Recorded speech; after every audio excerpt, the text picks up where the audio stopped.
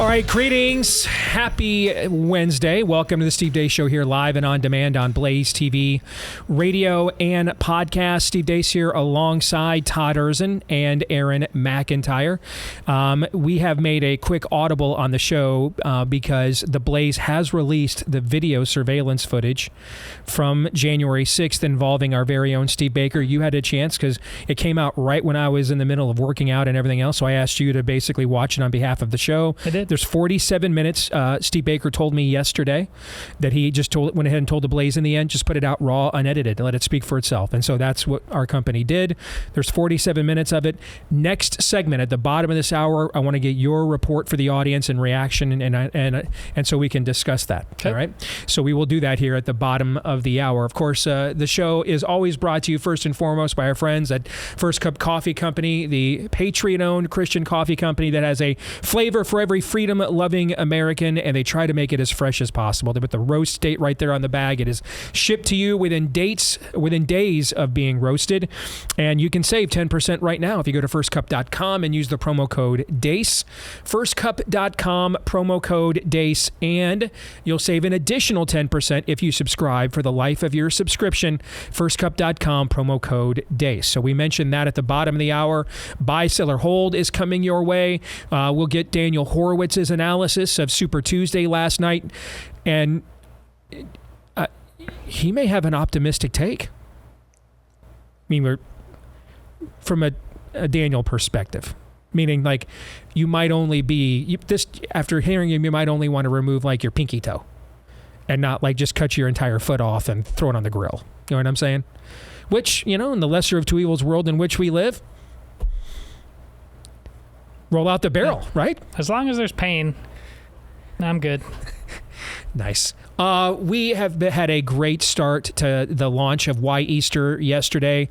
Jesus Died So We Can Live Forever, book 2 in my trilogy of children's books on America's Christian heritage. By the way, just to show you where we are and why a series of books like this is needed. So, of course, with Easter at the end of this month, this is banner time for Easter products, Easter candy, Easter branding. There are 50 best-selling Easter books on Amazon.com right now, which is the #1 retailer in the world, but especially book retail. About 84% of all books sold in the world are sold on Amazon.com daily, if that gives you an idea of the grip that they have on the market. So there's 50 certified best-selling Easter books right now on Amazon. Thanks to you, Why Easter is one of them. But folks, only 5 of those 50 books are about the real reason for the season. Only 5. 5 out of 50. That's it. Why Easter being one of them. In fact, on the Easter bestseller list at Amazon, do you want to know what book was right after ours last night? I haven't looked today. I haven't had time. The Farting Egg. The Farting Egg was the Easter best-selling book for children. Is that Leviticus? That's one way to define a big at, okay? But I mean, that just goes to show you where we are as a culture. 50 certified best-selling Easter books on Amazon for kids right now in peak Easter season. Only 5 of them are about the actual reason for the season. And one of them is Why Easter. If you want to get your copy, available today at Amazon.com. If you would like a signed copy, you can get one of those at PremierCollectibles.com/Why Easter. PremierCollectibles.com/Why Easter. And I want to invite all of you. We've never done one of these before, but we are going to do a virtual book signing today at 4 p.m. for Why Easter, and you can be a part of it, submit questions in the chat, and I'll get to as many of those as I possibly can. 4 o'clock Eastern is where you want to go for that, if you want to put it on your calendar, and that is going to be at livesigning.com/Why Easter. I've just posted it on all my socials, so if you want to find it there, you can just click on that link. 4 p.m. Eastern today if you want to join that chat for the virtual book signing for Why Easter. Livesigning.com/Why Easter is where you can go go there. So thanks to all of you for what you guys have done to make the launch of this children's book off to a very successful start. Very appreciative, and I think you'll appreciate how we worked very hard to present the gospel story in a way children could understand, to understand they are sinners, that they need forgiveness, and we all do. And then to also understand that it was the creeds and notions and ideals that came out of the gospel that inspired the country that they live in as well. So we get into all of that in Why Easter. Thanks so much to all of you that have made it a successful launch thus far. And with that, let's get to Aaron's rundown of what happened while we were away. What happened while we were away, brought to you by Something Tuesday. The night formerly known as Super Tuesday went down yesterday. Not many surprises. One notable result is in North Carolina, where Lieutenant Governor Mark Robinson won his GOP primary for North Carolina governor. If you don't know who that is, this is Mark Robinson. Here's something else I'm not supposed to say. Ain't but two genders.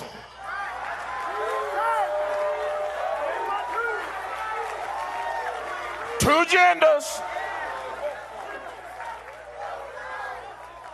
Ain't nothing but men and women. And I can already see WRL out there. They got their licking their pencils right now, trying to write fierce as they can. Get every word of this here. More where that comes from, and you'll hear it in a few moments. Donald Trump almost ran the table last night in primary contests, and this morning, Nikki Haley dropped out of the primary race. I have always been a conservative Republican and always supported the Republican nominee.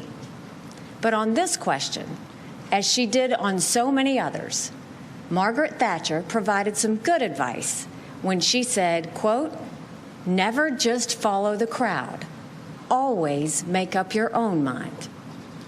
It is now up to Donald Trump to earn the votes of those in our party and beyond it who did not support him. Last night on MSNBC, an all-female cast of anchors for Super Tuesday night coverage, including former White House Press Secretary Jen Psaki, mocked Virginians after exit polling found that immigration is their number one issue. I mean, if you look at some of these exit polls, I mean, I live in Virginia. Immigration was the number one issue. Yes. I mean, again, these could change in Virginia. Well, Virginia does have a border with West Virginia. Very contested area. Build the wall. Like, what? Moving on, Arizona Senator Kyrsten Sinema announced yesterday she's not seeking re-election for her Senate seat this November after all. Democrat turned independent, first openly bisexual member of Congress, decried the country's divisions in her farewell video posted on social media yesterday. New Jersey Senator Bob Menendez faces 12 new charges in the corruption and bribery investigation he was already facing. This time, charges include additional counts of bribery and wire fraud, as well as allegations he was acting as a foreign agent for Qatar, as well as Egypt. In other news, here's this from Daniel Horowitz. The Informed Consent Action Network recently persuaded a federal judge to release Moderna documents that confirm the same problems. A Moderna document written for the FDA titled CBER Requested Tables shows that in the clinical trial for that jab, there was a 17.4% rate of grade 3 or grade 4 systemic adverse reactions within 7 days among those in the trial group, compared to 3.8% in the placebo group. They knew from the start that serious reactions were not rare, yet they pushed to have it injected in every arm by mandate. CDC Director Mandy Cohen, your thoughts? We expect and anticipate there's going to be an updated COVID vaccine coming this fall, right? So plan now, right? It's March, so you can think ahead. When you're going to get your flu shot in the fall, you're going to get another updated COVID vaccine. And the reason for it is because this virus continues to change. And finally, the rest of that mini sermon from newly minted GOP North Carolina gubernatorial nominee Mark Robinson. Get every word of this. You can go to the doctor and get cut up. You can go down to the dress shop and get made up. You can go down there and get drugged up. But at the end of the day, you were just a drugged up, dressed up, made up, cut up, man or woman. You ain't changed what God put in you, that DNA. You can't transcend God's creation. I don't care how hard you try. The transgender movement in this country, if there's a movement in this country that is demonic and that is full of the spirit of Antichrist, it is the transgender movement. It's time for grown-ups and time for Christians to start standing up and being unafraid to tell the truth. Come after me if you want to. I don't care. You want my head? Here it is right here. Come on, come get it. I don't care because it's time for us to stand up. Now, I'm not afraid to stand up and tell the truth about that issue. They're dragging our kids down into the pit of hell, trying to teach them that mess in our schools. Tell you like this, that ain't got no place at no school. 2 + 2 don't equal transgender. It equals 4. You need to get back to teaching them how to read instead of teaching them how to go to hell. And that's what happened while we were away.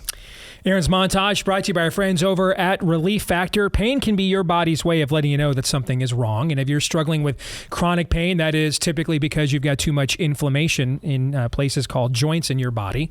And there are drugs you can take that can be effective at masking the pain, but they can also come with side effects, and they don't really attack what's causing the pain in the first place. And that's why you want to check out Relief Factor. It is drug-free, even though it's a supplement that was created by physicians who can prescribe drugs because they were looking for something that didn't bring side effects that could go after the inflammation causing your pain. We're not claiming it's a panacea. It's not 100% guarantee, but the odds are pretty good because over the years, over 1 million people have tried the 3-week quick start, and about 70% of them saw such great results in 3 weeks or less, they stuck with the program and with the product long term. Why not see if you don't see a difference in your pain level in 3 weeks or less when it's just $20 to find out? You can't beat that. Get the 3-week quick start at relieffactor.com. That's relieffactor.com. So I am glad that real quick on the MSNBC attempt, basically to impersonate The View. Those are the kinds of clips in any previous era would have just we would know the result of the November election now off of clips like this, right? Yeah, we should. And that era wasn't very long ago. And I thought, this is just reminding me so much of 2022. When Joe Biden gave that triumph of the will kind of speech right before the election in 22, remember that? Shaking his fist in front of the red background. Yeah. And that's when, that in my mind, with all the data and everything I'm looking at, I was like, this thing's going to be a red wedding, not even a red wave. I mean, they're going to get slaughtered.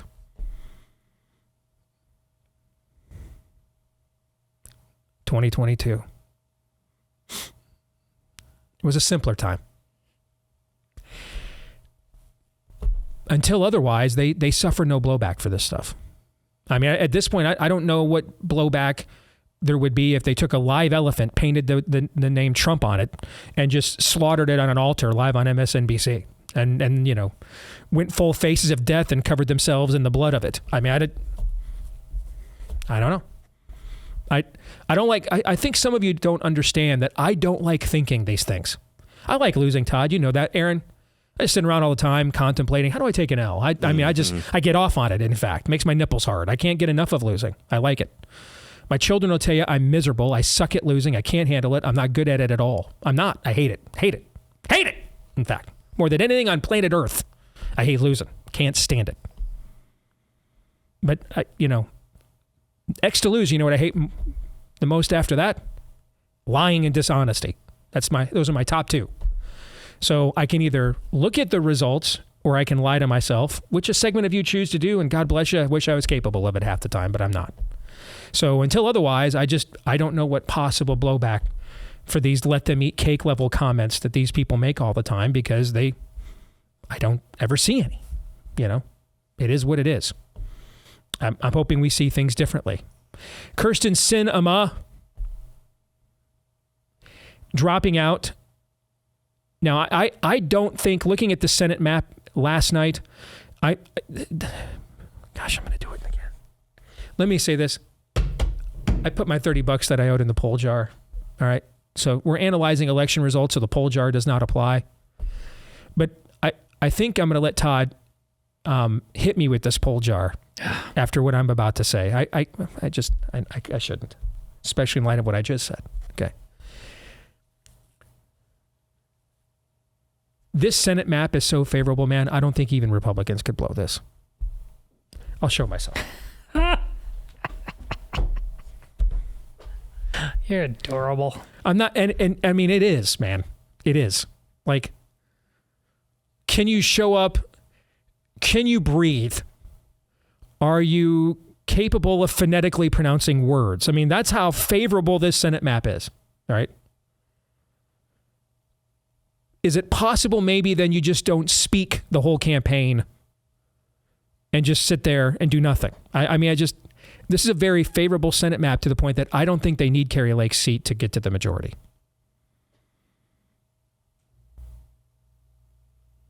I don't know what Kyrsten Sinema dropping out does to that race. I don't. Someone whose opinion I respect texted me right away and thought that it really was going to hurt Kari Lake. And my immediate reaction was the opposite, actually, that maybe this, if she's serious, gives her a chance to get the McCain-Flake wing of the Arizona GOP back into her good graces. I saw some data yesterday. Something like 40,000 registered Republicans that voted in the 2020 presidential election in Maricopa County, Arizona, did not vote for her. In the 2022 midterms, didn't show up and even vote, So I don't know what the answer to that is. I don't know. And this is someone whose opinions a lot of times we tend to agree, but on this one we had a completely different immediate take. I thought it was a favorable development for Kari.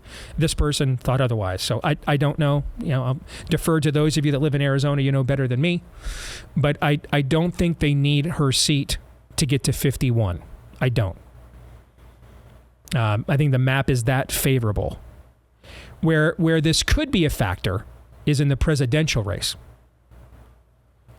It's very difficult when you've got, and I know you guys are going to point at what happened in Georgia, and you're going to say what that happened, and you said that was never going to happen in Georgia, Steve, that many people would diverge from Herschel Walker to Brian Kemp, like the polls were saying, and that's exactly what happened. And you're right. I've never seen anything, what was 9 points? I've never seen anything like that. Never. Two people running in the same party. I mean, a lot of times it's more like what a Ron Johnson has to do, where he's winning by 1.5 points. You know what I'm saying? Mm-hmm. To overcome, what's going on at the top of the ticket. For 9 points of people, I think is what the final number was off the top of my head, to diverge and say, especially when you're talking about someone who's one of the biggest celebrities the state of Georgia has ever produced. Yeah. Right. I mean, that's just a unique rejection of Herschel Walker as a candidate. I don't know how else to put it. And I've never seen anything like that. I mean, that's one of the most unique Senate races in modern American times. But you could still say in that race that Kemp and Walker were different representations of the Republican Party to people, right? Probably, yeah. Yeah. Kari Lake and Donald Trump are not, right? Right. Mark Robinson and Donald Trump are not, right? And so in these two places, I think voters are going to see those two candidates at the top of the ticket with each other, senator and president, governor and president. They're going to see them as one entity. I don't. There's no way you're going to see. There's not 5 points of people that are like, I really think we can't afford 4 more years of Biden, but I want the Democrats to hold my Senate seat. I just don't believe that. I don't. I mean, I think Kari Lake and Donald Trump are a package deal. For the most part. Could Trump win by 1 and Kari Lake lose by 2? Sure, that could happen. Mm-hmm. That's why I said 5 points, which is a lot. Okay? I mean, I don't think Donald Trump's, they're not, Fox News isn't calling Arizona again, this time for Trump on election night, 3 seconds after the polls close, and then Kari Lake loses, by 4 or 5 points. I don't think that'll happen. I think for most voters, they will be seen as a package deal. They're basically the same brand of politics in the minds of most voters. And I think the same is true in North Carolina with Mark Robinson and Donald Trump.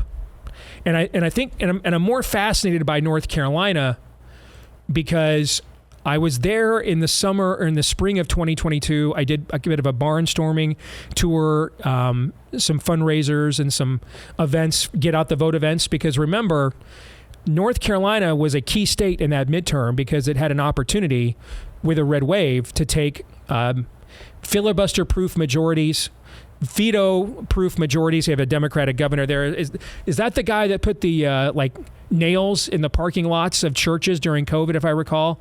Andy Beshear, wasn't he the guy that did that? No, Andy Beshear's Kentucky. Kentucky. Yeah. So maybe it was Kentucky guy that did that. Okay. that's why I decided to go, because this was an opportunity to basically make the Democratic governor irrelevant. And North Carolina was another place where some of that red wave did occur, and they did. They took over complete control of the state Supreme Court, both houses in the legislature. So it's a state that had been trending blue and then came back red. But if you look at how things have changed in this century in North Carolina, in 2000 and 2004, George W. Bush won the state both times by 13 points.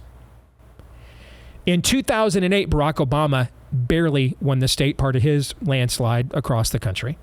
And then in 2012, Romney won the state by 1.5 points. So it looked like North Carolina was on its way to being another Virginia, a state that had been reliably red and then swingy but leaned red to swingy but leans blue. You have the research triangle there, all the college, progressives and the families living in the suburbs there. It's a state with a massive suburban population. Well, then in 2016, Trump wins the state by about 2.5 points. In 2020, he won the state by just about 1 point. I think 1.2 is what he won the state by. But they elected a Democratic governor twice, meaning he won an election and then got reelected during this time frame we're talking about. So at the top of the ticket in North Carolina now, you have two people who are fine being branded as firebrands. Different styles of firebrand, but firebrands nevertheless. And in this audience, you're going to be pretty smart and astute. You're going to point out nuances. Don't waste your time. You're smarter than 90% of voters. They won't. They're going to see Mark Robinson and Donald Trump as the same thing, same entity. I will tell you, when I went across the state of North Carolina, everywhere I went, people raved about this guy. I have not yet met him, but people raved about him, loved him, everywhere I went. I think it's possible that is the most important election this year, is that gubernatorial race. One, because this is a key swing state. And I do think he could either help or hurt Donald Trump at the top of the ticket with the style and effectiveness of the campaign that he runs, because they're going to be closely intertwined, I think, to voters. Like, I don't think there's a voter in suburban Raleigh or suburban Charlotte who's like, oh, I can't handle Trump, but I really think that Mark Robinson's more my speed. You know what I'm saying? No. You're taking them both or you're not, because they're kind of the same guy. They just, have a different skin pigment.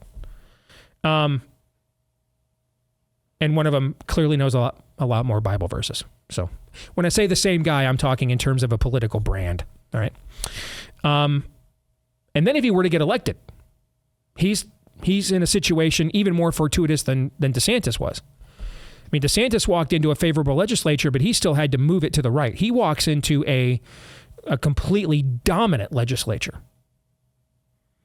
He could do kind of whatever he wanted to do from day one, provided he can message effectively, govern effectively, has capable people and staff around him. And then you would be looking at somebody who would probably in that scenario be Ron DeSantis' biggest competition if we were to make it to 2028. You're talking about somebody who would have governing resume chops, meaning it's not rhetoric. He's got accomplishments. He has a resume, right? He's also in a swing state that matters, right? Similar to DeSantis. But he would come like fully MAGA anointed, if you know what I mean. Like, he would be somebody I could see Donald Trump saying, if he were to win the presidency this fall, this is my son in whom I am well pleased, moving on. And we all know what's the number one thing, white boomer voters are sick of being called and smeared. Racist. And that would be a bonus to him too. But see, the other side knows this. And that's why they're going to pour a crap ton of money into North Carolina. They cannot have Mark Robinson at a black church saying things like this. You know what I'm saying? I mean, I read today on Twitter, and I can never get John's last name right. The guy at Turning Point that goes to all the school board meetings. We had him on the show. Say it under your mic, please. Yeah. Sorry, Amonchukwu. That's his church. I saw him tweet that today. That's where he lives. He goes to that church that Aaron just played. That's his. Met his wife there. Can you imagine? Now, I know we kind of mock the whole Trump got arrested and he's selling cheesy shoes, so the brothers be flipping crap, all right?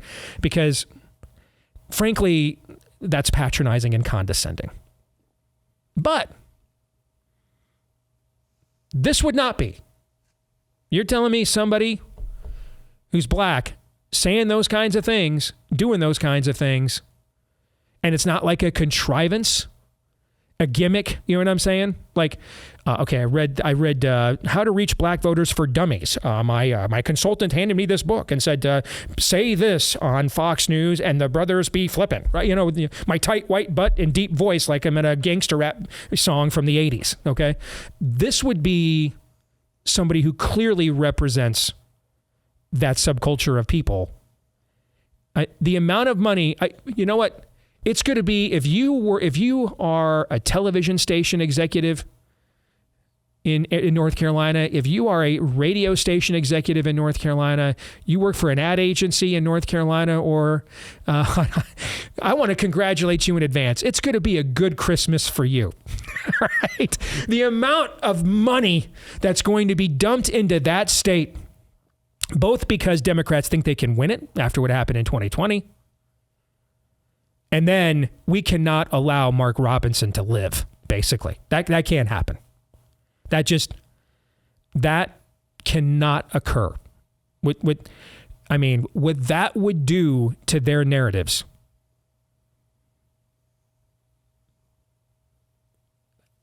That's playing with fire, though. You know it is. I mean, that can boomerang back. The status quo is the status quo until it isn't anymore. You're absolutely right. As much as I hate the chicks on MSNBC, like how many people knew that happened? You know what? Pinning our hopes on people. Oh, they were mean to me. But the more money they spend on this, the more likely this thing just gets out and becomes representative of something beyond just being governor of North Carolina. They might be better off ignoring this thing, because if the status quo stops being the status quo and everybody's like, wait, the Democrats don't want a black guy to be the governor in the South? What the hell, man?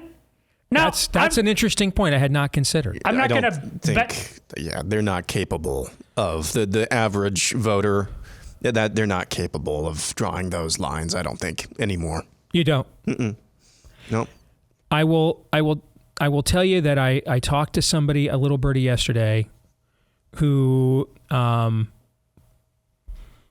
was one of my little birdies I mentioned, talking about the failed GOP outreach under Jared Kushner in 2020 to reach black voters.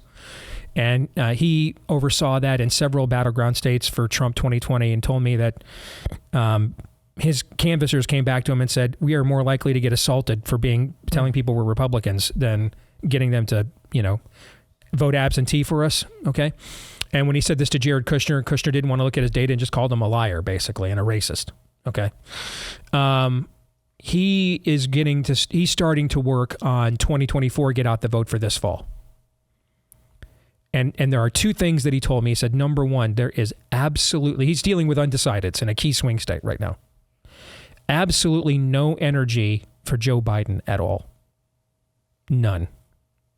Because the weird thing is, though, for these kinds of undecided voters I'm talking to, this is still more of a referendum for them on the challenger than on the incumbent.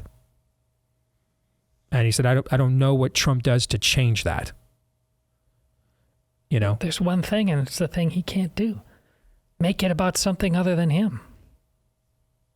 I mean, if he's willing to let Mark Robinson basically be to the extent that's possible, it's the sweet cakes by Melissa thing. If you're capable of going up there and having that speech, say, hey, I might not know much about marriage, but I do know about business, and you can't do that. But there's a track record here. We're not going to waste an ounce of energy asking him to do something that he clearly shows he won't do, but that's the way. The one thing every side wants, you can't get Republicans and Democrats to agree on much these days, other than, in Congress when they're selling us out. The only other thing that both sides agree on is they want everything to be about Donald Trump. Both sides do, and they have their reasons for that, but that's what both sides want. And he plays into it. By the way, did you guys see Shelley Luther, the woman we had on a couple of years ago who defied the lockdowns in Texas, the salon owner? Yeah. She got elected last night down there in Texas. Keeping up alive. Indeed. More in a moment.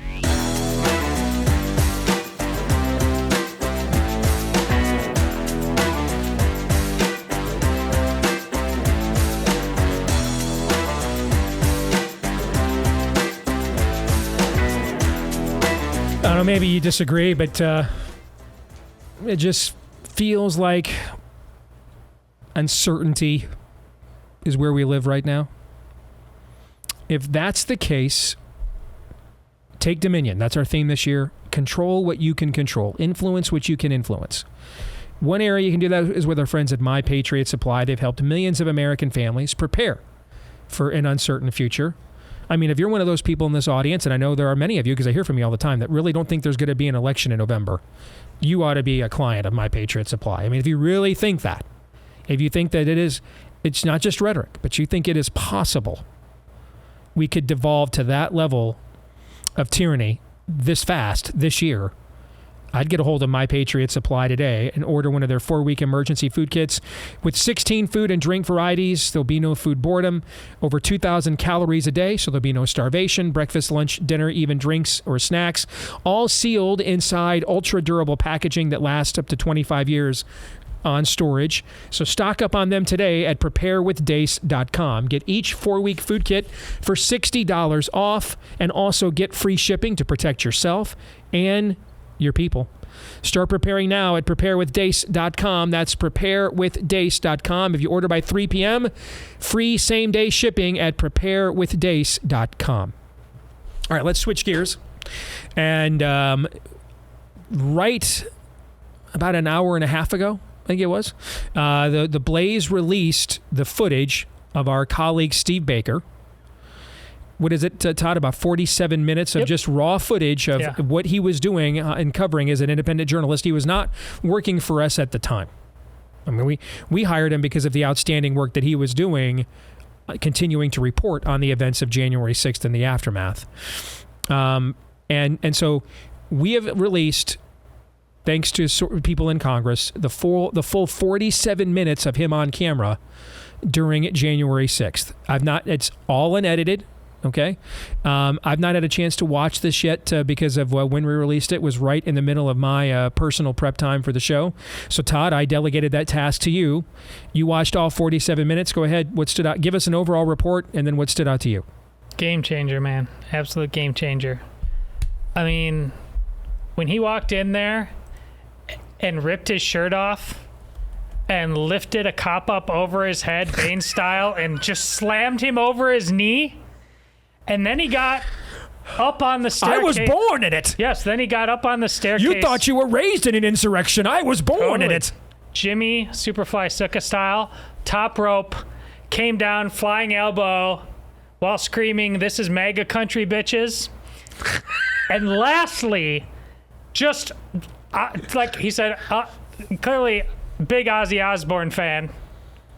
People have talked about he was in a cover band for David Bowie, but I don't know, Ozzy Osbourne style, just insatiable bloodlust, ripped with his teeth right into the flesh of the neck of one of those people there.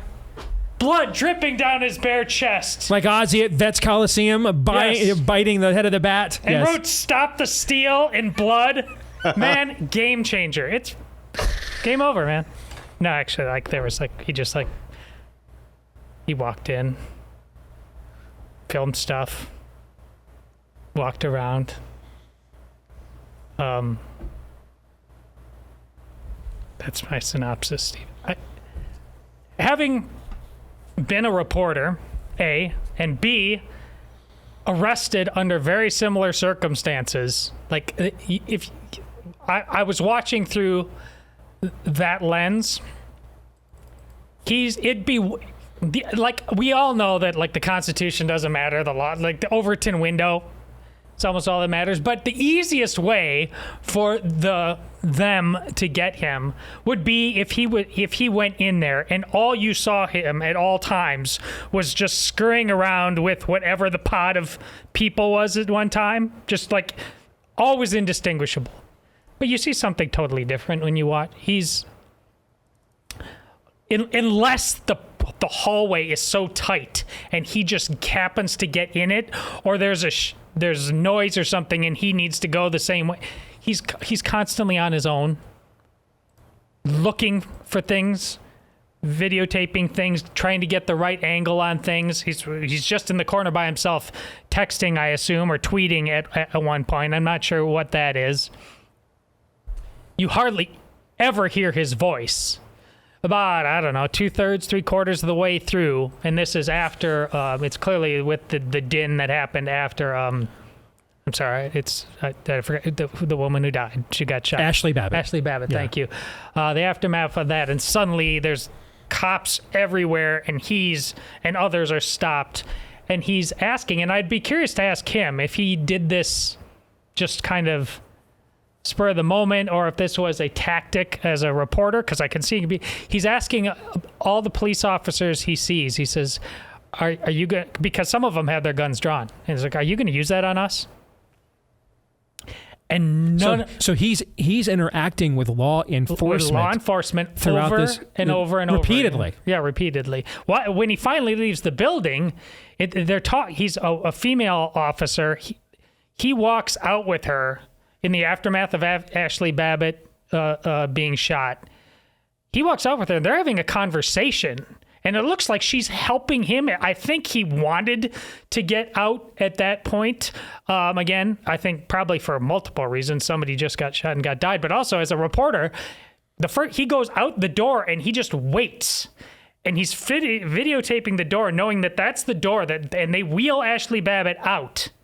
And then there is a trail of blood, of Ashley Babbitt's blood, on the stone pavers, and he takes video of that. But when leading up to that, he's asking all these police officers, "Are you going to use that on us?"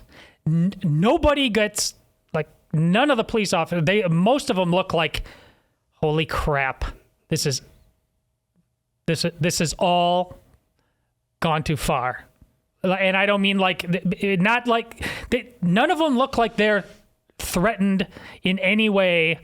There is that one video that went viral right out of the gate. It's the black officer who, at the outset of things, you remember this, when he's like trying to keep things. But other than that, everybody is standing around, even after somebody got shot.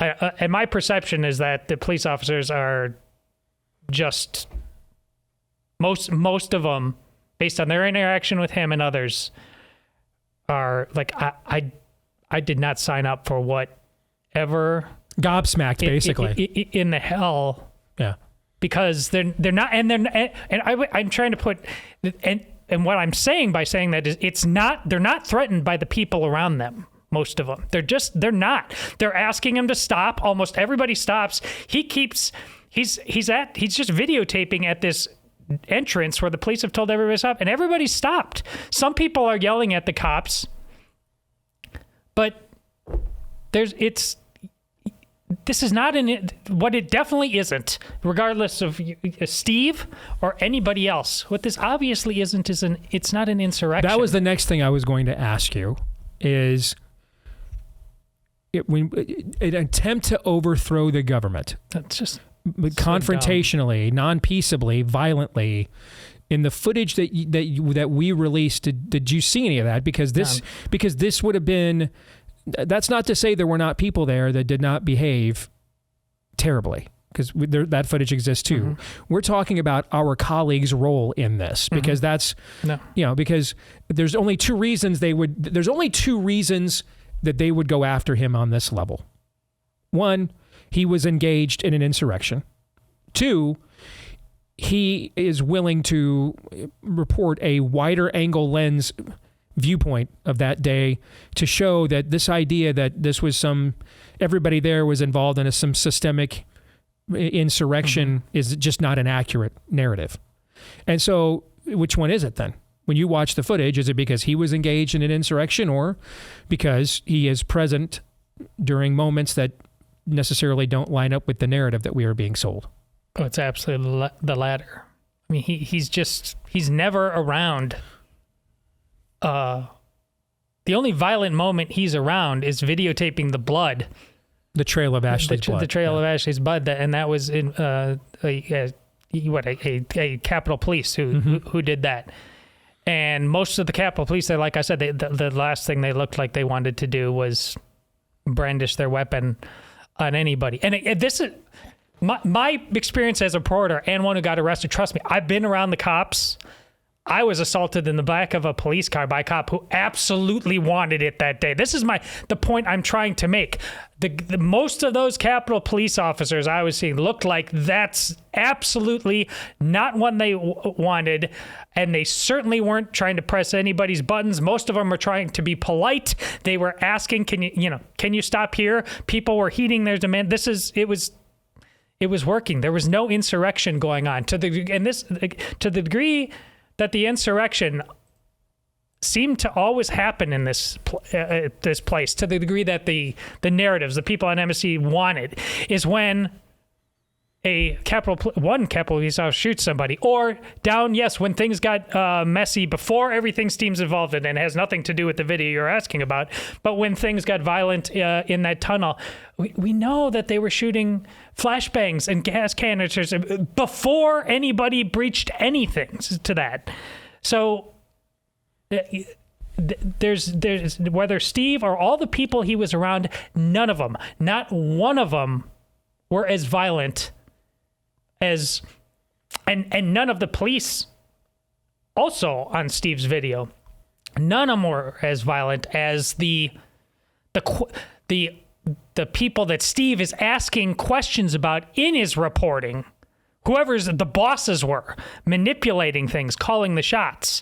This only begs more questions about who those people were, why they dealt with the public at large the way that they did, because the public at large that you see in 47 minutes of video, and certainly Steve, is just like, they were shouting things. They were just saying we need to take our country back. They were clearly frustrated, but none of them were. And one more point, it just popped into my head. The other thing, biblical commentarians often talk about one of the, I know you're familiar with this, one of the things that lends credence to the accuracy of Scripture and the gospel in particular is that they didn't edit out the idiots. Like, right. The Bible is not a polished document. Peter just, it's not been he denied scrubbed. the Lord 3 times, yet all of Christians hold him in some degree of veneration. Catholics call him the first pope, but that stuff's in there because Paul has falling outs with Peter, falling outs with other disciples. Steve is walking around with his video. There is a table in an office overturned. He actually has video. I'm almost certain the very famous podium guy who takes the picture. Mm-hmm. I'm almost positive that moment is in there, and Steve is behind him videotaping that guy as he walks one way. But it was all just,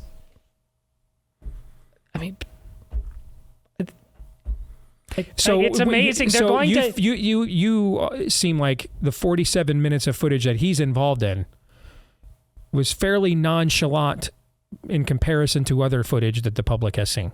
Just the parts that Steve is involved in. The whole thing is until the very end when a woman is wheeled out on a gurney and it's actually Bab and you see the trail of blood. Aaron, was there something you wanted to ask Todd? So Steve was, other than kind of being involved, kind of getting caught up in scrums where there are a lot of individuals, in a hallway or something like that, Steve was just basically by himself the whole time, correct?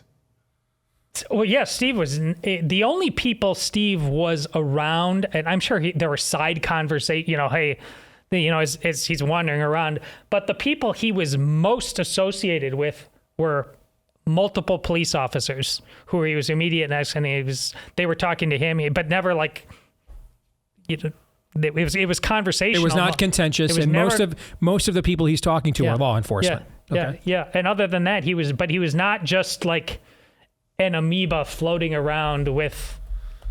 There wasn't a mob at any one time, but like I said early on, I was like, he was not just one. A reporter is looking just like a photographer. You're looking for angles. How do I see the story? And he was constantly doing that, going his own way. So he wasn't conspiring with other individuals within the crowd. He wasn't making threats. He wasn't making verbal threats to other individuals. He wasn't. Like I said, he multiple times he asked police officers, some of them who had brandished weapons. He says, "Are you going to be using that on us?" Doesn't say, "Hey, let's go," and doesn't pull a. What's his nuts? Let's go into the Capitol. Ray Epps. Yeah, doesn't pull a Ray. Let's go into Nancy Pelosi's office. I'll get some good shots there. None of that. No. Okay. No.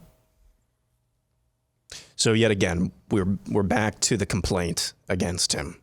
There's a reason there's like a 3-to-1 ratio just off the top of my head in that criminal complaint against Steve Baker of them taking his comments from, I think, maybe before and after the event at the Capitol. It's like a 3-to-1 ratio where those comments are cited versus actual alleged trumped up trespassing charges. There's a reason for that. Again, we've covered this. They are trying to criminalize speech, political speech. Can you be a journalist and be biased? Yes. Yeah. Yeah. We see it every single day, actually. So that's the main goal of this. Let's talk about a chilling effect. That's what they're trying to accomplish. But it sounds like, and video releases like this are just indicative that I think we're going to keep doubling down because that's what's required. That's what's required at this moment. Essentially, what they're saying is if you have certain viewpoints, you disqualify yourself regardless of how you act on them or whether or not you choose to do so at all. And that's what they've always, bigots don't have rights. We don't have to give you a perspective because what you think is so terrible, and only the worst motivations would ever be ascribed to someone who thinks this way. So your viewpoint's not worth being entertained. So the idea that on one hand, Steve could have serious personal reservations about how this last presidential election was conducted, but then could be at this event and just cover it as a professional journalist and act professionally while doing so, that distinction or nuance is not granted. He is an other now because of his viewpoints, what he said before and after, not because of what he did that actual day. And that's really how these people want to treat all of us. I mean, we live in a day and age where compliance now is the highest virtue of the spirit of the age. So this idea that, hey, on one hand, this is what I personally think, but professionally I have a job to do. Things we took for granted as Americans for decades, generations, the current people in place and in power don't want to grant that kind of distinction. And that's another example that the social compact is broken because they won't.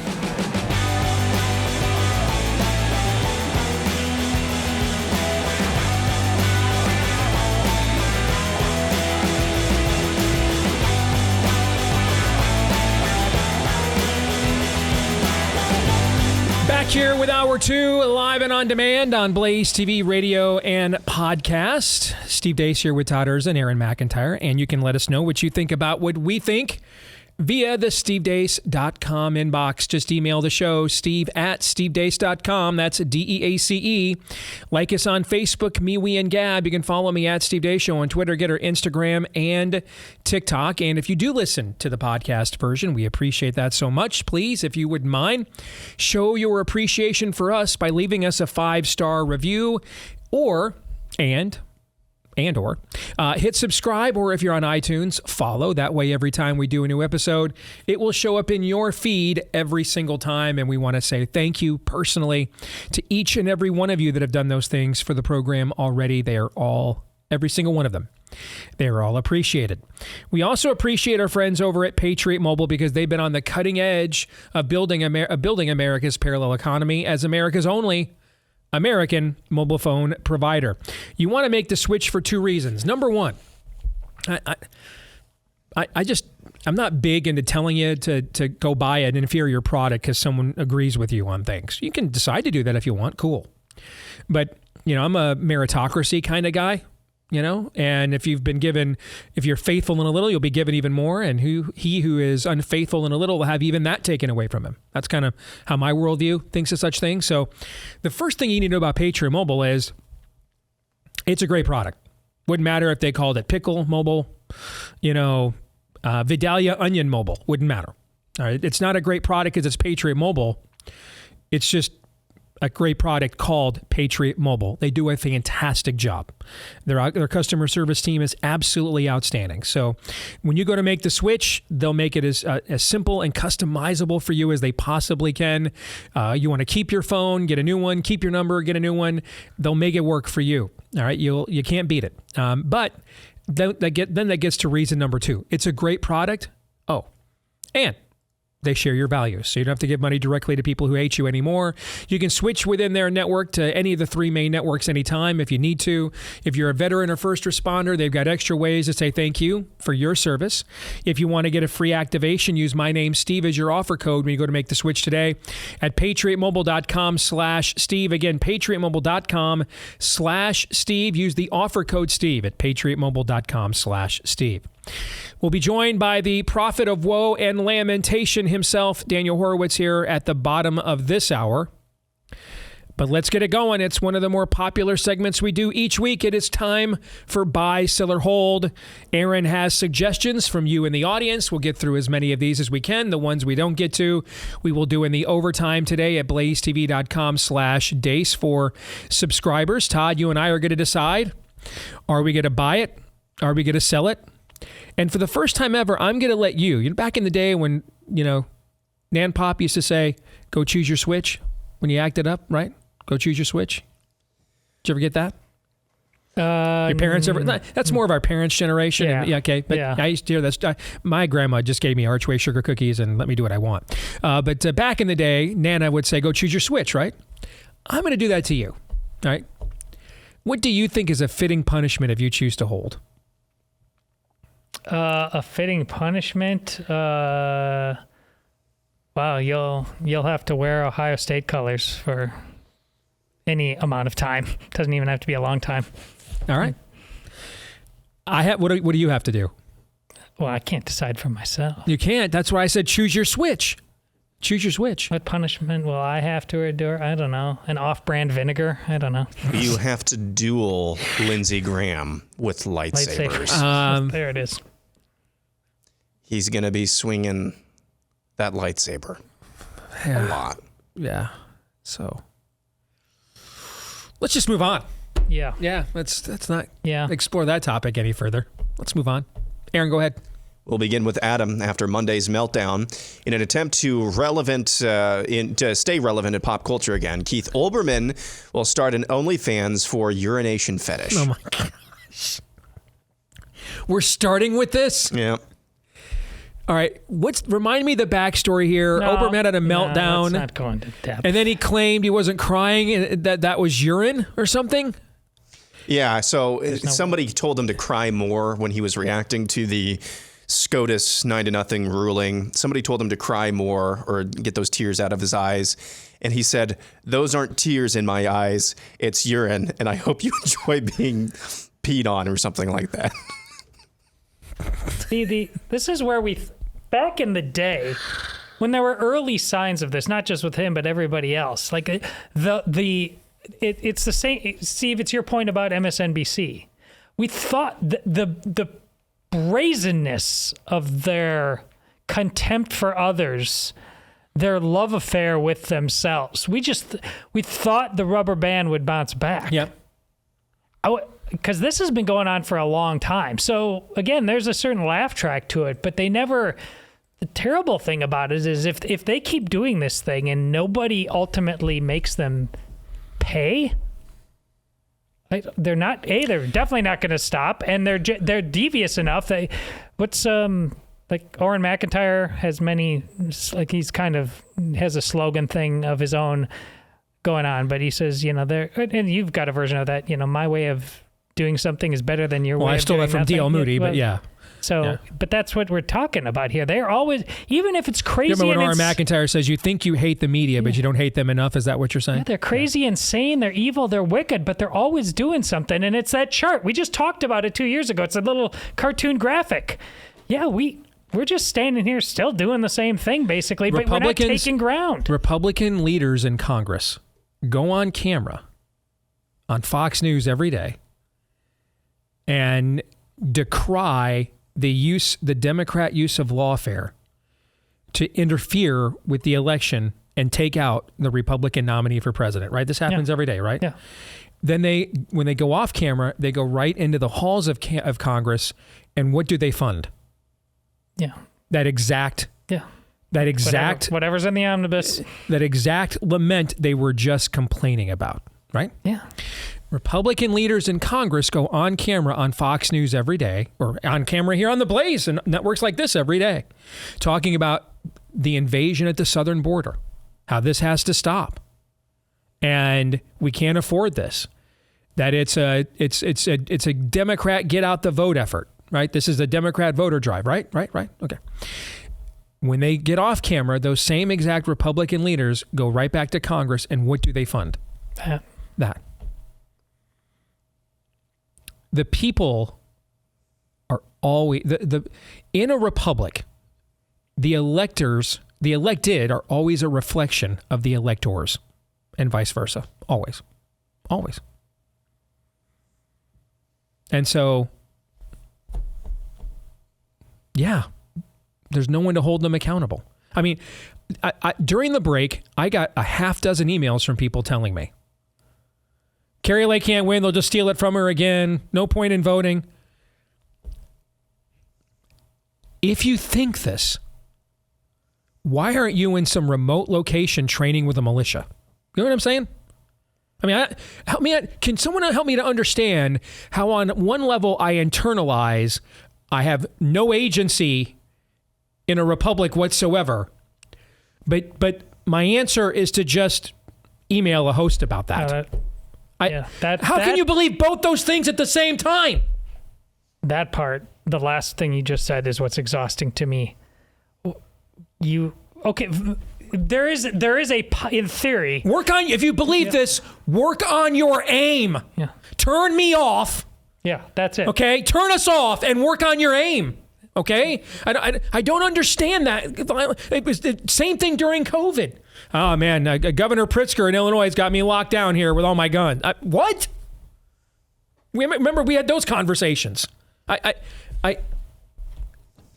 There's no rubber band. Yes. It's a noose. Yeah. We want the normies to... That's great, by the way. We want the normies to rubber band. We don't have a rubber band.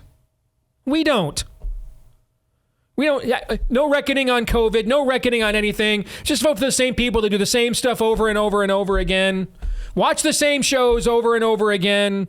Have Fox News do the same talking points over and over again. People get rich doing the same thing over and over and over again. There's nothing I can do over and over and over again. The whole thing's rigged over and over and over again. So I guess that's what Samuel Adams did, man. The whole thing's rigged. So he blogged, fired off a sternly worded email. I don't understand that. I don't. If you think the whole thing's rigged, go to a damn school board meeting. Do that once. Can we do that once? Try that once. This idea of just saying stuff that I think we don't just say for effect, but believe. I had this frustration last year. It's about, go back and look at our show archives. You're going to see somewhere it was about April. So not far off from this time last year, I'm like, guys, are you looking at these court cases?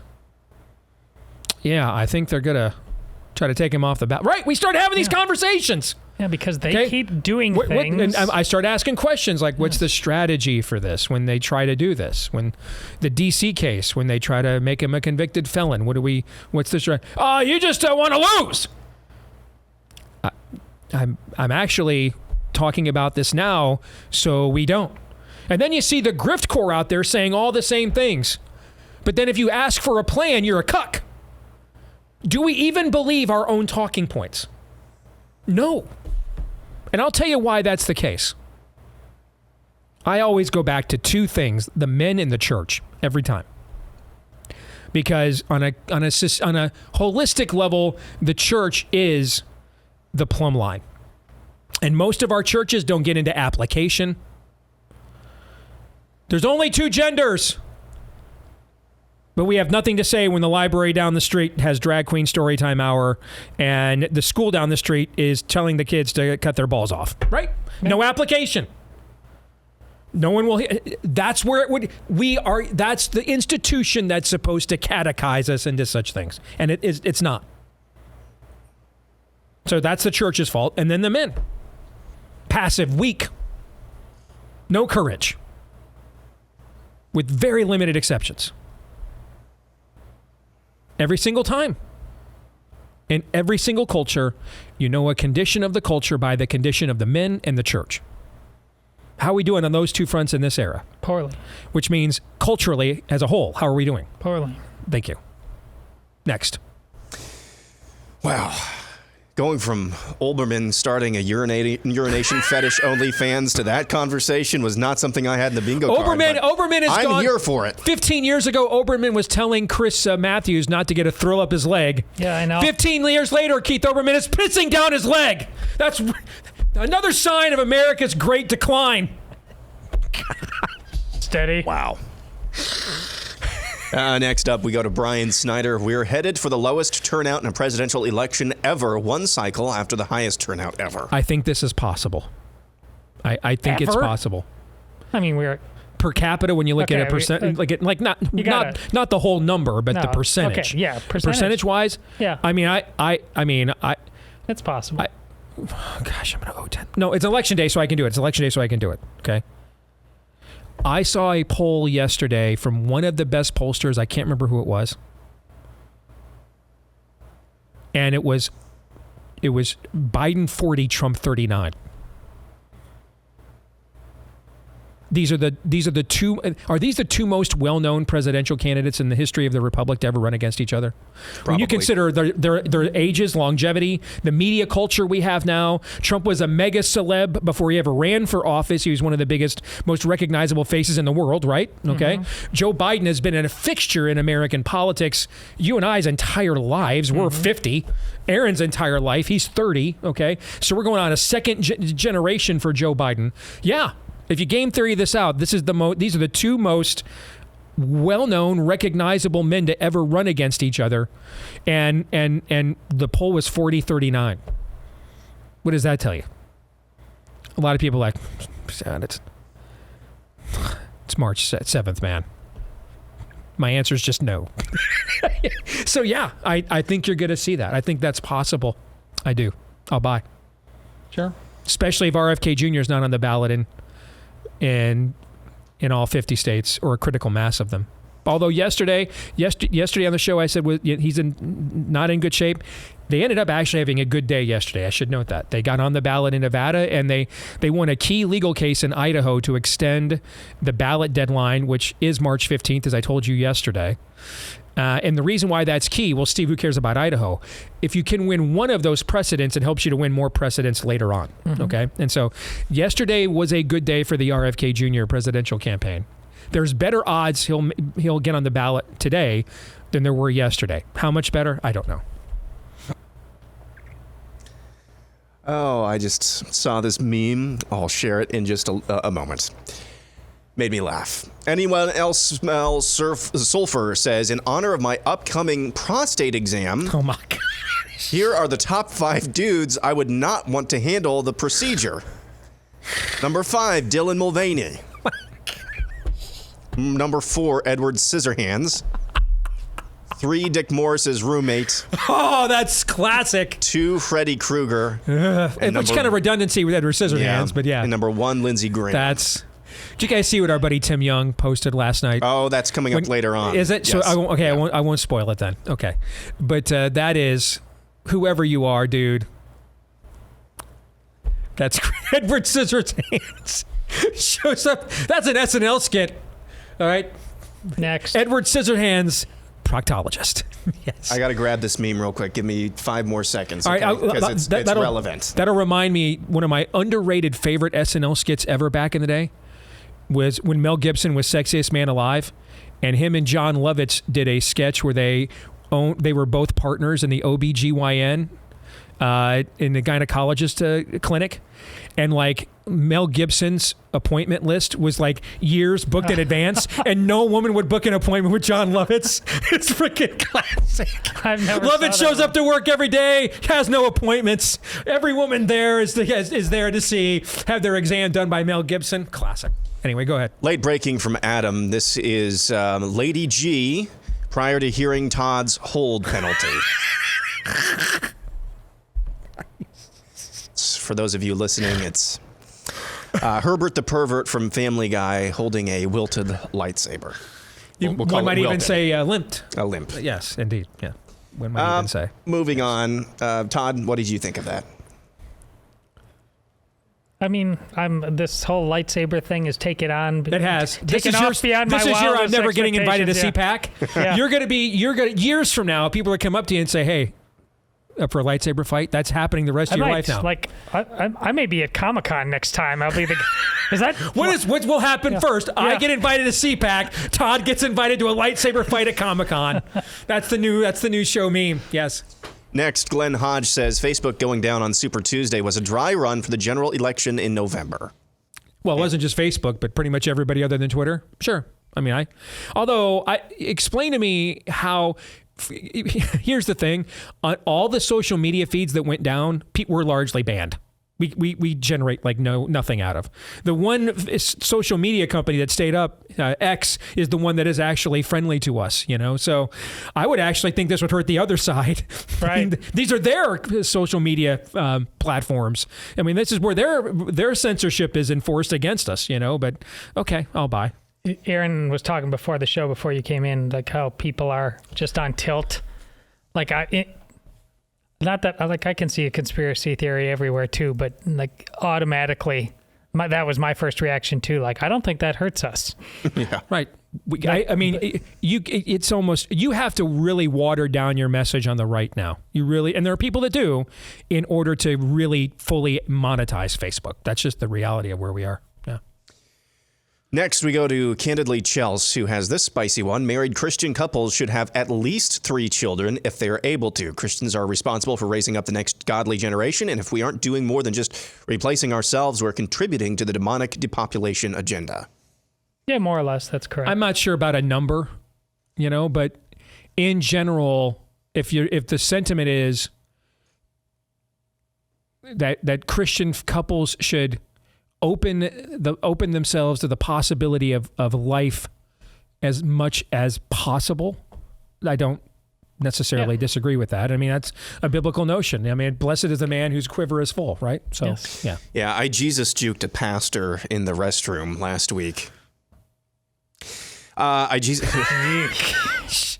He was just making small talk. And he said, how many kids are you going to have? And I said, as many as God wants us to have. And I don't think he anticipated that reaction. But overall, I agree with that sentiment. But I agree, don't set necessarily a number. If you don't have 3 kids or less, you're not godly. I mean, people could have injuries, health issues, damages. So Well, yeah, no, you shouldn't feel bad. But the spirit of it, I largely agree with. All things being equal, up until recently, and now it's probably even dropped. But that, like the American average was what, like 2.1 or something for many years. Yeah. Well, yeah. Do better.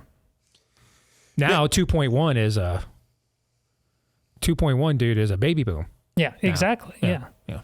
Next, we go to Just a Guy. With the emergence of Steve's new children's book, Steve will develop a new VeggieTales-like show for kids, using caricatures from co-hosts and guests on the show like Mr. Vinegar. This is actually a great idea. I'd not even thought about it. Mr. Vinegar. Yes. Mr. Vinegar brings you the hard truth. Brings the kid the hard truth. Mr. Vinegar is basically Paul Washer. Okay. Mr. Vinegar just hops on, just randomly quoting Paul Washer sermons to 5-year-olds. Repent, child! Mr. Bed of Nails. Yes. I'm in. Let's do this. I think that might be what the country actually needs, come to think of it. I like that idea, yes. Next, we go to Paul, Mount Rushmore of best spin-off cereals. Captain Crunch Oops All Berries. Oh, that's a great call. Frosted Cheerios. Yeah, you can do better. French Toast Crunch. Yeah, from Cinnamon Toast Crunch. Okay, yeah. And Cinnamon Life. Cinnamon Life is better than Actual Life, but you're missing the and I can't eat Lucky this. Charms used to do like all green Yeah, for yeah, but it's just green dye. Nothing. It's not a new flavor. It is the. Are you ready, Todd? Are you ready for this? Nope. You are missing pumpkin spice sugar frosted flakes. Of course you are. Holy freaking crap. Okay. Holy crap. Pumpkin spice sugar frosted flakes. Listen, if you're a single man right now, right? And you're like, I'm trying to find a mate, man, but I'm burning with lust. I've got the solution for you. Pumpkin spice sugar frosted flakes. No, Just saying. No sentence that starts off, if you're a single man right now, should end in pumpkin spice. Yeah. Like, guys, let me do. Let me I help mean, you. what Give this me the will do, antidote. what this will do for your front lawn lightsaber fights, you're going to dominate. I promise. Single or married, let me help you out with some Ron Swanson. Give me all the bacon and eggs you have. That's breakfast. If you're a man, what is this list? What is it? Every now and then, you just need some pumpkin spice sugar frosted flakes, man. Every now and then. Okay. Next we go to R. Travis. If Steve isn't completely black-pilled by Thanksgiving, the majority of frequent listeners will be. I mean, yeah. Honestly, the only reason I'm not completely black-pilled is my faith. I'm not entirely sure of a worldview that begins with a resurrection entitles you to be fully black-pilled, if you know what I'm trying to say. I mean, there's always room for hope, but yeah. I mean, in recent times, we used to have it up in the studio. We don't anymore, probably because, Homeland Security. The great quote from H.L. Mencken. There comes a time in every young man's life when there's nothing left to do but raise the black flag and start slitting throats, basically. Yeah, we used to have that hanging up here in the studio years ago. We don't anymore because we'd all get arrested, but it's a figure of speech. But yeah. Next up, we go to C.W. Smith. Now that we've established presidential debates as being optional, we've officially seen our last one. If candidates can refuse to participate in them without incurring any negative consequences going forward, they will be a thing of the past. I think this is possible. I do. Especially, if you look at what DeSantis did to Gavin Newsom, for example. And yeah, I just go back, when I first started here in this business, I was a contributor on MSNBC. They wouldn't even contemplate putting me on to try to gang up on me now. They wouldn't even contemplate giving me a platform now, even give me a chance to punch back, no matter what the odds were or what the topic was. Well, eventually that spills over to, why do we need any engagement with you at all? Again, that's part of the social compact being broken. So I fear this may be true. I'll buy. The devil hates to be mocked. Yep.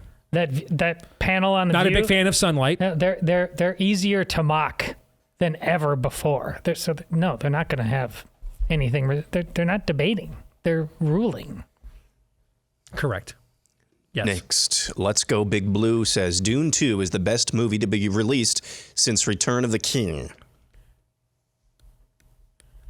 Well, that would mean greater than The Dark Knight. Greater than Endgame. Greater than Endgame? No. But I will say it's the most transcendent experience I had in a theater since Endgame. And what do I mean by that? That I was immersed in a world that I didn't want to leave behind when it ended. Even though Endgame has about the most satisfactory conclusion they could have possibly concocted. I remember when you came in, you saw it before me, actually. When you came in the next day and said they did it. They did the thing, right? You had that review for us. But even though they did the thing, you still didn't want that world to be over with. You wanted to stay immersed in that world. And I feel that way every time I watch Return of the King. I want it to go on. I mean, that's how Dune 2 made me feel. I wouldn't quite put it in that class of those films, but it is absolutely a great film. It's nearly flawless. I watched the first Dune this weekend, and it kind of rocked my world because I realized that Star Wars is just a poopy knockoff of Dune. Yeah, Lucas was a huge fan. That's what Spice came from. Now, Spice in Frank Herbert's books is more like an oil Okay. A commodity on a desert planet that the galaxy can't do without, like oil in a desert, part of the earth. But in the Star Wars universe, spice is basically, they're drug running, essentially. But yeah, that's where he got it from, right? Todd, any thoughts? The desert, the voice, it's pretty shameless. Yeah. Well, now you go there more often. You're right. Yeah, true. Next, Tony Pettit has this: top 5 Christopher Nolan films, 5 Interstellar, 4 Memento, 3 The Dark Knight, 2 Oppenheimer, and 1 Inception? The Dark Knight has to be number 1. Inception? It just has to be. I think Interstellar's way overrated. Inception? And I'm glad you put Memento there, though. His first major film. That's a really well done film. The one that kind of made him what he is. But The Dark Knight has to be number 1 over Inception. Come on, has to be. The Dark Knight's one of the best films I've ever seen.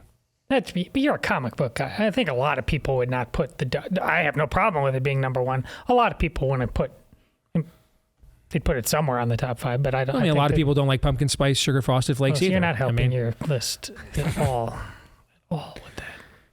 You know, I'm comfortable being in the minority. I'm comfortable with it. That's your defense for pumpkin spice? Yeah, I'm comfortable knowing things that other people just aren't smart enough to grasp. I'm comfortable. It's not a minority. I long ago accepted that I'm just going to be smarter than a lot of people. I long ago accepted this. You're in a majority of 12-year-old girls when it comes to pumpkin spice. You're not a minority, you're a majority. Just because every corporation on earth agrees with me doesn't mean I can't have Pride Month once a year to play victim, Urzen. Go ahead. Sorry. Not putting my faith in Princess 2024 says the saying, in like a lamb, out like a lion, applies this March. I think he's talking about weather. Yeah. Okay. That kind of applies every March. I mean, here typically it is chillier here, with our ebbs and flows. It is chillier here at the end of March than it is at the beginning. Like we always get this huge burst of warm spring, not quite as warm as it was this year, and then you're like, the winds are howling and stuff and you're wearing hoodies again at the end of March. That's typically how it works around here. So the last time we had a major blizzard like we had this year in January, didn't we have another one in early April? I think that was the same year, wasn't it, that you stayed at the studio at WHO? Was that the same year? Was 2000 that same? I mean, we had measurable snowfall in 2020 in Iowa during COVID. I remember taking the video and stuff and putting it on Twitter at the time. All I know is Steve loves blizzards. Oh, can't get enough. Loves them. Right up there with losing and How lying. do you think you're unique? I love losing, who lying, likes losing? And blizzards. Who likes losing? Why do you think you're unique in this? Let's not bark up that tree. Well, not politically. I'm talking sports-wise. Who enjoys losing? I think I unenjoy it a little bit more unhealthy than the average person in all things. I mean, I hate losing. I hate it. I can't stand it. Show me someone but you're not on the team. Show me a gracious loser, and I'll show you a loser. In all things. I hate losing in anything. No, we were just... Okay. I mean, Republicans love losing. Yeah. Definitely that's true, yeah. Daniel Horowitz is next.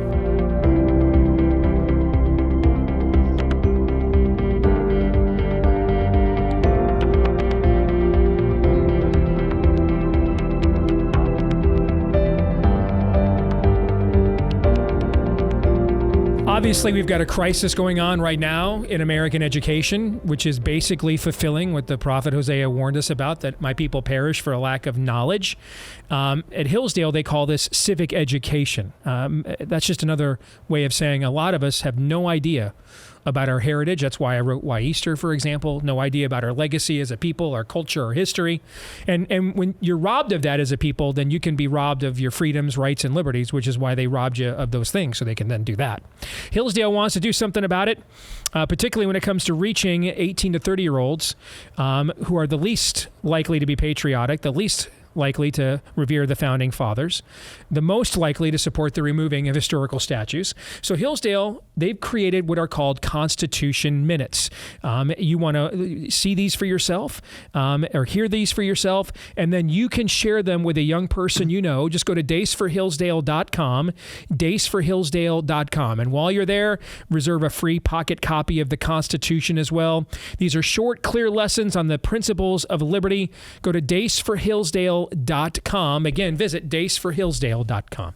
Let's welcome in the weekly prophet of woe and lamentation, Daniel Horowitz. Although I must say, looking at some of his Super Tuesday commentary, a little off-brand. I mean, I won't go so far as to say optimistic, but normally after you read Daniel's commentary, you are willing to remove an entire appendage. At least with what went on in Texas last night, maybe just a toe or two. Daniel, fair?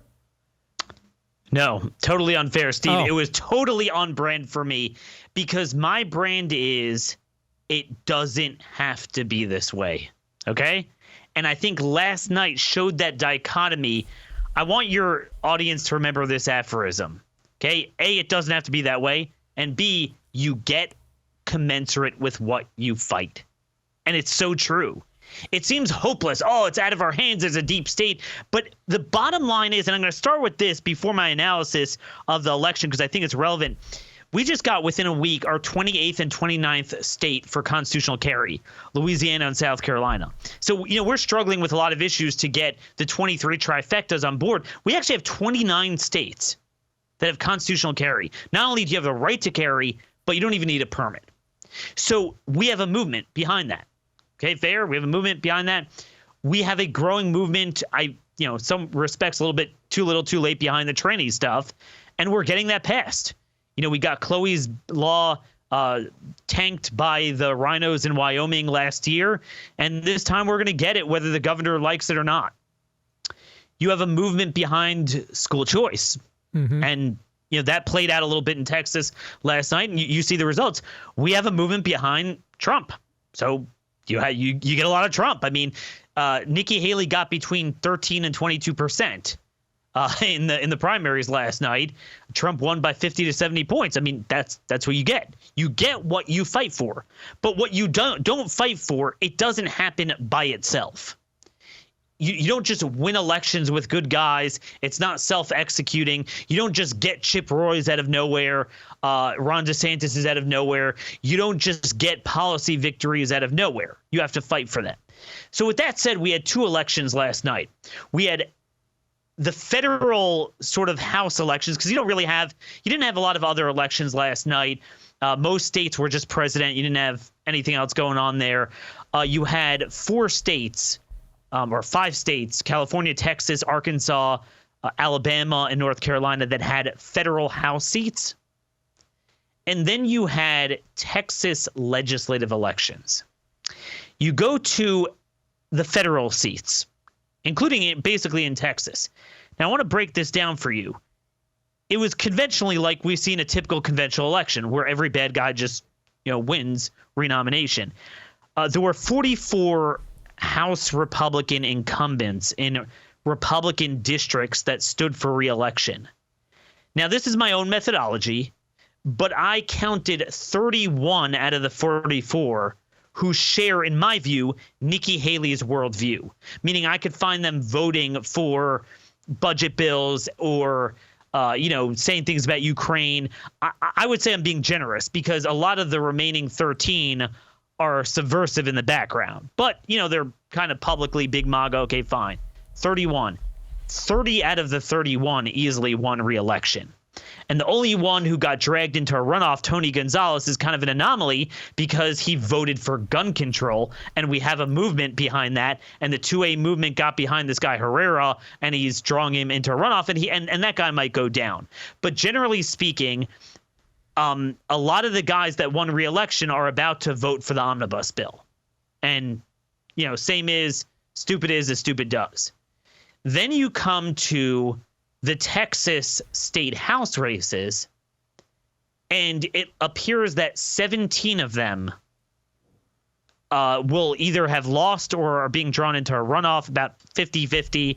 And then unless something changes, likely everyone who is drawn into a runoff will go down because that means that more than 50% voted for a challenger. And now that it's one-on-one, they should lose, including the sitting speaker, Dade Phelan. The drunk. Also, that's the drunk guy, right? Yeah, that's the drunk guy. Okay. And we never see that. So, we're looking at top line 80-20 Trump versus Haley. And then we look down ballot and we're like, wait a minute. I mean, shouldn't everything kind of reflect that. But typically it doesn't. There it did. Why? Because Trump, Paxton, and Abbott were aligned. Endorsed the good guys. Yeah. Okay? And what that demonstrates, Steve, I want your listeners to close their eyes and imagine the last 4 election cycles, every 2 years, midterms and presidential years, and this year as well, the upcoming state legislative elections and congressional elections. Imagine if Trump would have done what he did in Texas, where there were personal reasons, but that's fine. If he would have done that everywhere else, rather than, staying out of it or worse, endorsing the bad guys, what would this party look like? And looking forward, next week is quiet. There's one election, Mississippi. Roger Wicker, the swampiest of swamp, a guy who makes Mitch McConnell look charismatic. He's running for renomination. There are 2 challengers to him. I forget one guy, but Eubanks is the state House member challenging him, Freedom Caucus guy. What if Trump pulled his endorsement of Wicker? What would happen? And I just want to close by saying, there are 3 facts that I think all of our colleagues would believe. Number 1, Trump owns the party. Okay, the voter base, the machinery. Trump is the party. I see that all over Twitter, and I certainly agree with it, and that's very self-evident. Trump, I would argue, has more control and dominion and over the image and mechanics and voters of the party than anyone since Abraham Lincoln. I really do believe that. For better, for worse, that is a fact. Number 2, the Republicans suck 7 years into that dominion, right? I think all of our colleagues believe that. And then number 3, they believe Trump is awesome. So if number 3 is true, why can't we put 1 and 2 together and have our Esther moment? Our man, the greatest guy ever, is in control. He's the king. And you see what happens when you have your Esther moment and say, hey, there's Haman there. There's, some of these bad guys are destroying the party. And Trump comes in. Why don't we do this more often on legislation and on primaries? So, for example, today we have, we saw what happened when Trump weighed in on the Ukraine bill. Killed it. Well, we have Johnson pushing the worst sellout of our leverage of all time. It's worse than anything Boehner or McCarthy has ever done because he's going backwards on spending, not even just taking a clean CR. Automatic $76 billion in cuts. Why isn't he opposing it? Haven't heard anything about it. Why isn't anyone asking him to oppose it? How come Johnson could get anything he wants from Trump in terms of endorsements? Last night, McCarthy's hand-selected replacement in a red district in California 20 beat a good guy with Trump's endorsement. Last night in Arkansas 3, we had a solid state senator who ran against Steve Womack, who, by the way, is very anti-Trump. But Trump didn't get involved in there. Our guy got 46.5%, came pretty close. Okay. So in other words, if you had a Trump endorsement, that absolutely makes up another 5 points at a minimum. Absolutely would have won. Yeah. And this is the point I want to make. It doesn't have to be this way. You get commensurate with what you fight for. So you view these results, particularly in Texas last night, as a proof of concept for you, basically, is what you're describing. It is what the party would have looked like if Trump would do that as a rule, not an exception. I mean, it is so obvious. I said this to you, Steve, earlier. A big MAGA influencer with 600,000 followers, back to back within a minute. One tweet, Trump controls the GOP. Okay, next one. What the hell is with Johnson selling us out? Well, I mean, do you want to pick up the phone and maybe tell your man to wield that control you believe he has? Remember, Johnson does not do anything without his permission. So there's a reason you're not hearing from Trump this week on this issue. It's probably because he also believes a government shutdown kills him because he's at the top of the ticket. So he buys into that political orthodoxy. Buys into that notion. Yeah. Right. And I want to, just put a finer point, Steve, because I see people throwing this at you, and I know we're all getting this. So we'll point out, look, he's got to get better on the issues, on the personnel, stay on message, get a ground game. We're not seeing this as an automatic win. There are some signs that, these polls are bogus and they're kind of a mixed bag. Shut up, Steve. Don't you realize that the primary is over? And wait, what? What does that have to do with what we're saying? What Texas shows is that there's a third option, that you actually direct the airstrike of Trump to focus on the right primaries, the right issues, the right messaging, and you can get a lot of stuff done. Is it too much to ask that 8 months out from the election, when he does the Bud Light stuff and he does the bad endorsements, we kind of say hey, could you get off of this? I think we all play the game in October. We allow the GOP to do stupid things because it's just, R versus D. You got to get on board. Yeah, it's game day. It's game day. Yeah. Yeah, this is 8 months before. One of the things I pointed out, and I said we got to start laying down a marker now, outside of the Ken Paxton impeachment dynamic. There is a disturbing pattern that's taking place. Any member that has a budding primary challenge that's gaining traction, Johnson and McCarthy immediately call in an airstrike and they get a Trump endorsement. So it's not just incidental now. It's that it is impossible to get through that. It's impervious. And remember, people like Tony Gonzalez are an exception to the rule, where they're openly that bad. Most of the new establishment, they'll talk the talk, they'll walk the walk, they'll praise Trump, they'll do the thing. And if this is the new modus operandi, he's going to become a defeat mechanism. So what I laid down a marker, I said after Trump endorsed a rhino against the South Carolina Freedom Caucus chair in the legislature, is now running for the House seat in District 4, I said, look, if we don't say get off our lawn and have a course correction now, I could promise you, Steve, we actually have candidates against Lindsey Graham in 2026, and we have a good candidate for governor. Okay? This is something that we want to build towards, because all the MAGA people say it's not Trump's fault, it's the party that sucks. All right, well, we want to send reinforcements. If we don't change the trajectory, Trump will endorse Lindsey, and he will endorse Tim Scott for governor because he wants to run for governor. So my challenge to those people is, do you have a phone? Do you pick up the phone and use your influence over the man that you say has all the influence over the party to actually affect the outcomes you claim to believe in? I've got a quick question I want to ask you to close this thing out here in the next 3 minutes. But first, let me remind everybody, another show here on The Blaze you want to check out, Cooking with the Robertsons. Grab yourself a plate, pull up a chair. Don't forget to say grace before you dig in. It's the new hit show, Cooking with the Robertsons, available exclusively to Blaze TV subscribers. The show features Phil, Jace, Al, and others showing off their favorite recipes, cooking up a mess of delicious food, and dipping into some godly wisdom all at the same time. Turns out family recipes and family values really do pair well together. Get $30 off your first year here at Blaze TV. If you want to see this show at blazetv.com, use the code Robertson30 to get $30 off your subscription. blazetv.com, code Robertson30. All right. So, Daniel, try to answer this question in a minute or less if you can. What if the reason they don't pick up the phone and call is because you cannot influence Trump that way? It's not possible. That the person who's the most never Trump and absolute Trump is Trump himself. It's not possible. In his orbit, the level of nuance you're asking for is just simply not permitted in that ecosystem. And these people know this, and so they just have to make the decision that I have to make him an abstract factor in my own equation, because that's just not permissible to do that. He'll find someone to replace me, that someone else will have 600,000 followers to monetize next if I attempt to do that.